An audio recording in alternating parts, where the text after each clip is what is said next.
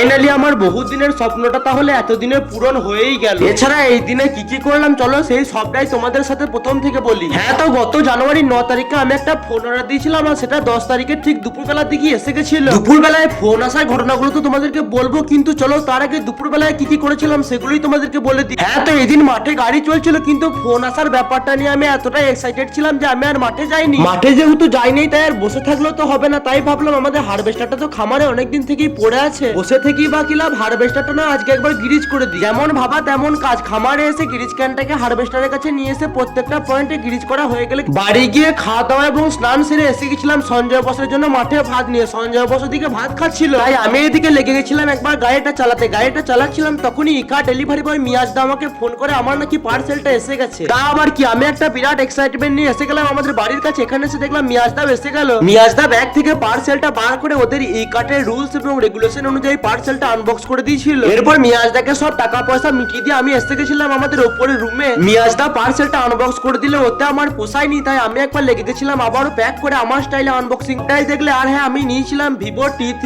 Pro সেটটা আর এর সাথে একটা কভারও আমি নিয়ে নিয়েছিলাম। তো চলো এখন নতুন ফোনটায় পুরনো ফোনের সব সেটআপগুলো আপডেট করে দিই। ততক্ষণের জন্য দেখা হচ্ছে পরবর্তী ভ্লগে, ততক্ষণের জন্য বাই বাই। আর হ্যাঁ, তোমাদের ভালোবাসায় আর কিছু শয়তান মিত্রদের নজরে তোমাদের ভাইয়ের 99 দিনের ডেইলি চ্যালেঞ্জটা পূরণ হয়ে গেছে। তাই তোমাদের ভালোবাসা যাতে এই ছোট্ট ভাই আরো এগিয়ে যেতে পারে, তাই ছোট্ট ভাইয়ের আইডিটিকে ফলো অথবা চ্যানেলটিকে সাবস্ক্রাইব করে ছোট্ট ভাইকে আরো এগিয়ে যেতে সাহায্য করবে। দেখা হচ্ছে আগামী কালকের ভ্লগে, ততক্ষণের জন্য সবাই ভালো এবং সুস্থ থেকো।